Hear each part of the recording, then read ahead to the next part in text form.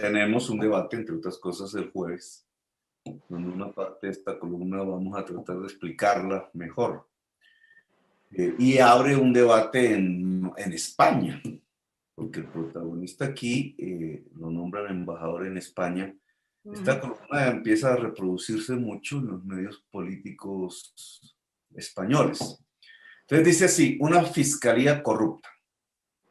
Para que la corrupción se pueda desarrollar en un país sin mayores problemas, desde las más altas esferas del Estado y la política, los órganos de investigación judicial del Estado deben quedar aprisionados por las mismas asociaciones delictivas que se lo roban.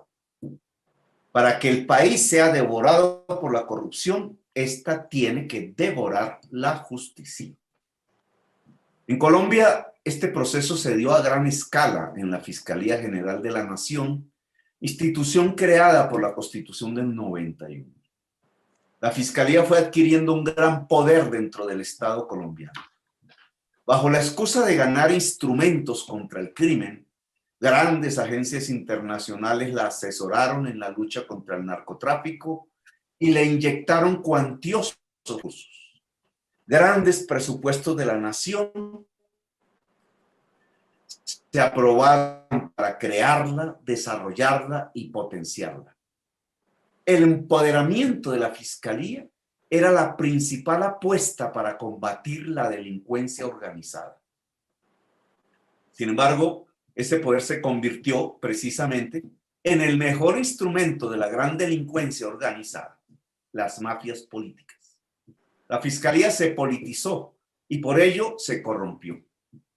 Algunos de los fiscales generales que pasaron por allí decidieron convivir con el Congreso repartiendo cuotas políticas, entregando fiscalías regionales. Pensaban esos fiscales que podrían ser presidentes como Valdivieso y usaron la fiscalía para tal fin. Al principio ingenuamente, hasta que llegó Luis Camilo Osorio.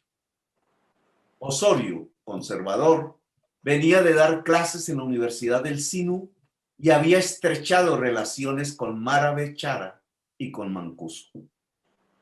Antes de ser fiscal, se había retratado en una manifestación que el entorno de Mancuso desató en Montería cuando agentes del CTI allanaron su casa durante la fiscalía de Gómez Méndez. Luis Camilo Osorio se manifestaba contra las acciones de la fiscalía, contra los paramilitares, para terminar al cabo de unas semanas siendo el fiscal general de la nación. En la Fiscalía de Osorio se concretó una de las formas más acabadas de la toma de la Fiscalía por el crimen. Osorio puso la Fiscalía al servicio del paramilitarismo. Enteras a amigos del paramilitarismo. Los casos más famosos fueron la de Antioquia y la de Norte de Santander. Esta última, estratégica para la toma del Catatumbo, hecha para poder exportar cocaína por el Golfo de Maracaibo. Todos los fiscales que lucharon contra el paramilitarismo en la Fiscalía de Gómez Méndez fueron despedidos. Muchos se exiliaron, algunos fueron asesinados. El proceso más importante contra el paramilitarismo a escala nacional, el del parqueadero de Padilla, entre comillas, donde fue capturado el contador nacional del paramilitarismo, Jacinto Soto, tenía miles de cheques de los financiadores del paramilitarismo. Fue despedazado y muchas de sus pruebas perdidas. El paramilitarismo era el dueño de la fiscalía. En Costa Rica, uno de los asesores de Osorio dirigió una reunión a la que asistieron varios magistrados con el objetivo de suministrar un documento que permitiera la defensa jurídica de un posible indulto a los paramilitares bajo la tesis que el delito de narcotráfico era conexo al delito político. A tal punto llegó el influjo paramilitar en la fiscalía que ya en el gobierno de Uribe, desde el despacho del fiscal Osorio, se entregaban listados de sospechosos de ser guerrilleros al DAS de Noguera. Noguera entregaba las listas a los paras y los integrantes de la lista eran asesinados. Las confesiones de Mancuso corroboraron mis denuncias sobre la toma paramilitar de la fiscalía, pero jamás uno solo de los implicados fue puesto preso. Quien sí fue puesto preso fue el funcionario del CTI, que hizo un listado de decenas de miembros de la fiscalía vinculados al paramilitarismo, cruzando las llamadas entrantes y salientes de varios teléfonos celulares de los paramilitares capturados o muertos con los teléfonos de los funcionarios de la fiscalía. Richard Mao Riaño Botina, quien le entregó esa información tan valiosa a Osorio, su jefe, para que terminara él despedido por este, perseguido desde el interior de la fiscalía y condenado por la justicia y finalmente refugiado en otro país. Los políticos que se acercaban a Osorio para pedirle que le nombraran jefes seccionales de la fiscalía eran precisamente los parapolíticos, los políticos aliados al narcotráfico paramilitar en regiones concretas del país lograban, cooptando las fiscalías regionales, la impunidad para sus delitos. Por eso las masacres no eran investigadas. El método jurídico que garantizaba la impunidad era analizar cada asesinato individualmente y no establecer procesos para encontrar las claves de la sistematicidad de los asesinatos en las regiones. Al fraccionar los procesos por asesinatos individuales, no habían testigos y si había alguno, era asesinado. Cuando terminó el periodo de Osorio, Uribe dijo que quería un clon de Osorio otra vez. Luego, unos años después, la fiscalía cayó en manos de Néstor Humberto Martínez, el abogado de Luis Carlos Sarmiento. Los dueños de la fiscalía cambiaron. Los paramilitares ya se habían debilitado en su acuerdo con Uribe, que deshonró extraditándolos, y así nuevas organizaciones criminales de otro tipo llegaron. La política que había sido dominada por el paramilitarismo, que no era sino la forma militarizada del narcotráfico despojador de tierras, se había transformado en la política de los grandes contratistas del Estado. El sistema de lavado de dólares que se había hecho con la tierra tenía el límite de la tierra misma y del pavoroso grado de concentración que alcanzó. Luego, al no servir más la tierra, nuevas formas de lavado de dólares se impusieron en el país con el apoyo de la clase política tradicional. La contratación pública, siguiendo el modelo mexicano, se impuso como un nuevo sistema de lavado de dólares en Colombia.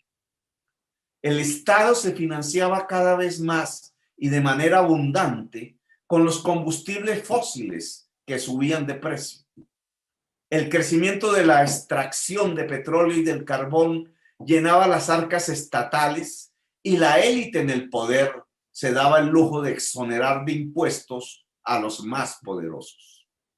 Los recursos de regalías, utilidades de las corporaciones petroleras y carboneras, de los impuestos a estas actividades, de los ingresos petroleros y carboneros del país, generaba una abundante fuente de recursos de liquidez para los banqueros que veían crecer su poder. Los banqueros no se contentaron solamente con que se consignaran esos recursos en su banca para intermediarlos en créditos, sino que decidieron coparticipar con grandes pulpos que se configuraban en la contratación del país. No solo los dineros del petróleo llegaban a manos llenas, también los del narcotráfico. Sin mucha tierra por acaparar, la contratación pública se transformó en una oportunidad de oro para el lavado de dólares y para la captura de rentas, como llaman los economistas, es decir, para el robo del recurso público. Se formaron así los carteles de la contratación. Para conseguir un contrato se sobornaba al político y al gobernante con los mismos dineros del contrato, lo cual dejaba un hueco financiero que solo se solucionaba alargando los plazos de la obra, renegociando contratos o adquiriendo nuevos contratos que a vez implicaban nuevos sobornos. Así como en un castillo de naipes, se fueron construyendo los grandes carteles de la contratación, siempre bajo el amparo de un gran político, de un gran gobernante. Uribe privilegió a los carteles de los Nule, los Solarte, los William Vélez, quien se quedó con una jugosa joya para el narcotráfico, el aeropuerto El Dorado privatizado. Los Morenos Rojas forjaron uno local en Bogotá con sus amigos empresarios Tapias y Gómez. Vargas Lleras forjó el de la electricidad y el aseo con los ríos y luego el de los grandes constructores. Su aliado Char había forjado uno en Barranquilla y lo había extendido a toda la costa. Cualquier alcalde podía forjar el suyo propio a escala de los recursos del municipio. Se desató la piñata.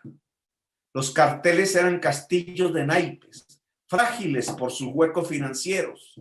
Esos huecos no eran más que los volúmenes de la corrupción. Los huecos financieros medían la transferencia de dinero público que por centenares de millones de dólares pasaban a los políticos y gobernantes. Narcotráfico, petróleo y dineros públicos llenaron las arcas de la corrupción.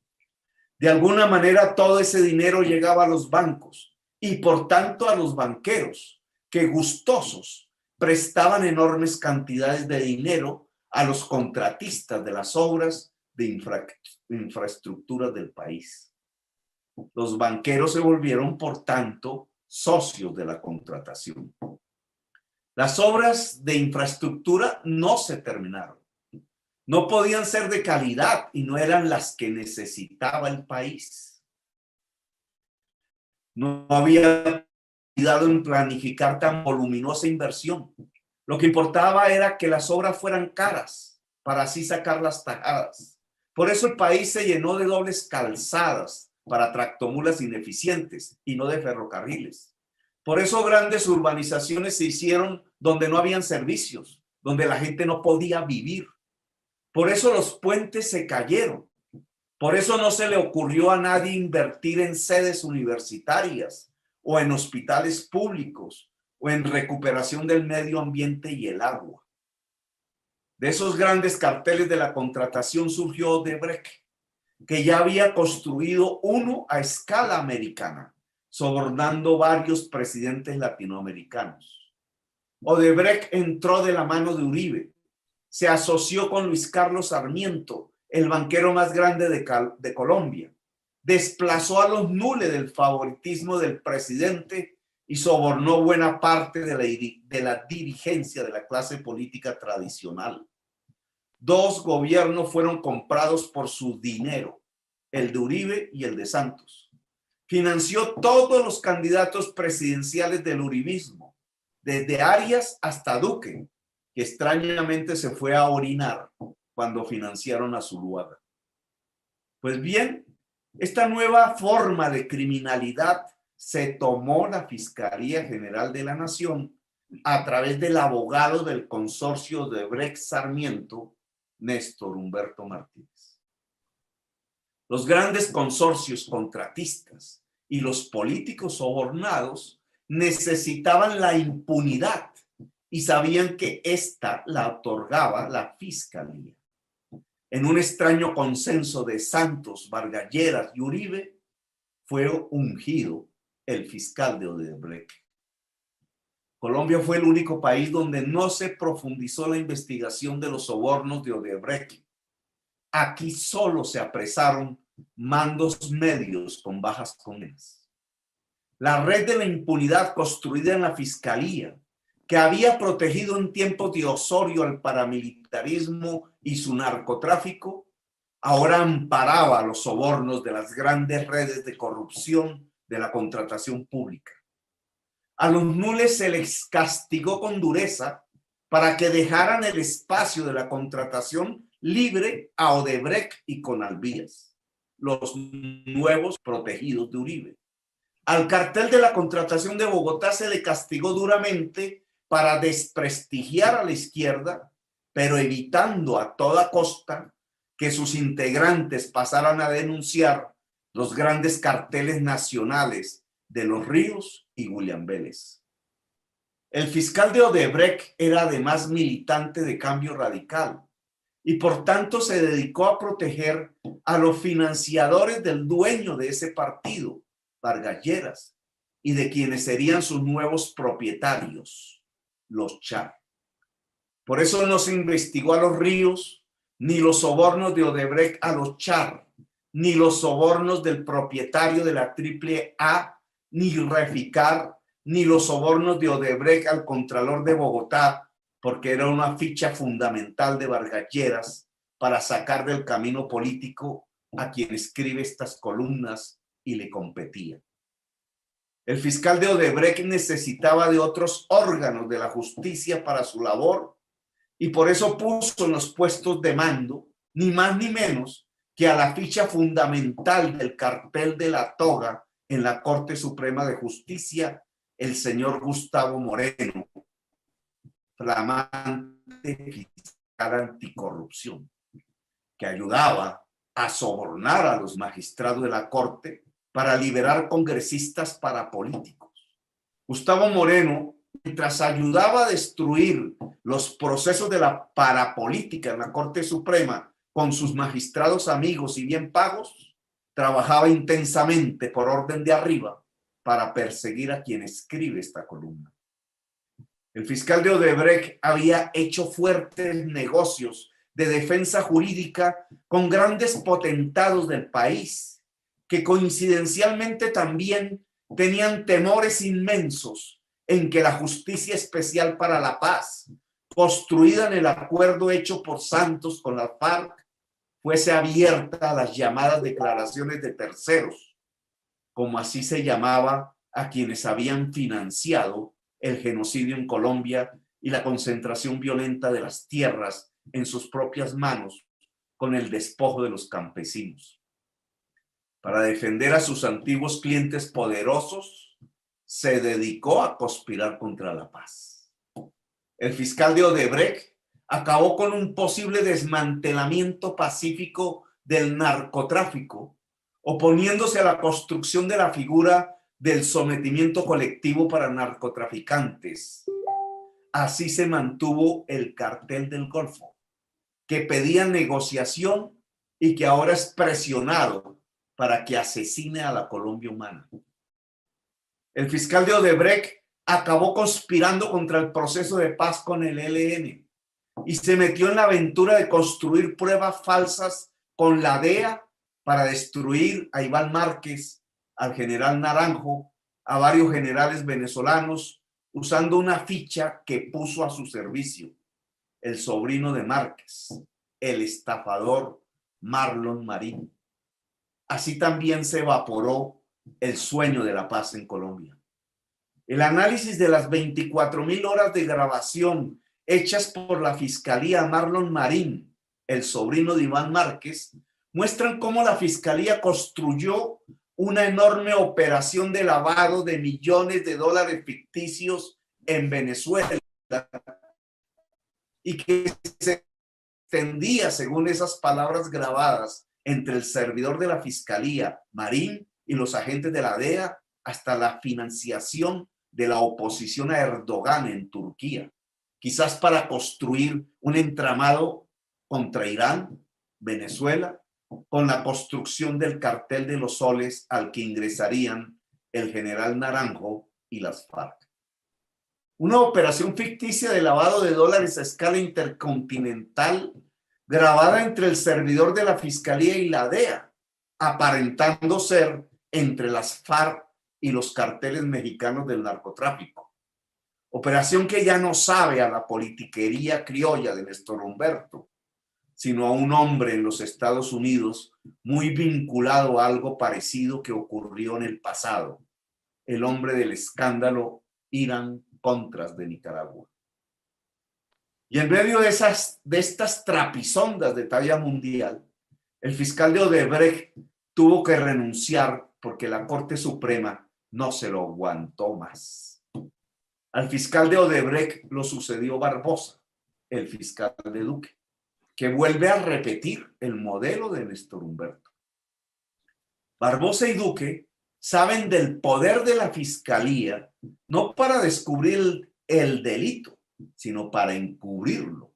Y han usado ese poder. No solo para no investigar a la Merlano, que ahora acusan de castrochavista cuando era gerleincharista y que denunció la compra de votos de los Char y los Gerlein para Duque. No solo para ocultar la financiación que hizo el amigo de infancia de Duque, alias el Ñeñe Hernández, socio del capo Armando Génico, también a su campaña, sino para realizar una jugada digna de Néstor Humberto. Lograr la mayoría del Congreso para aprobar las leyes del gobierno usando el poder de la extorsión. No investigar a Odebrecht significa no investigar al hijo de César Gaviria y la financiación con sobornos de un sector del liberalismo, y no investigar a Odebrecht significa no investigar los sobornos hacia los Char a través de las firmas del señor Javier Mauricio Torres Vergara en el consorcio Torrosa e Inversiones Torrosa Limitada. Jugada de truán de póker.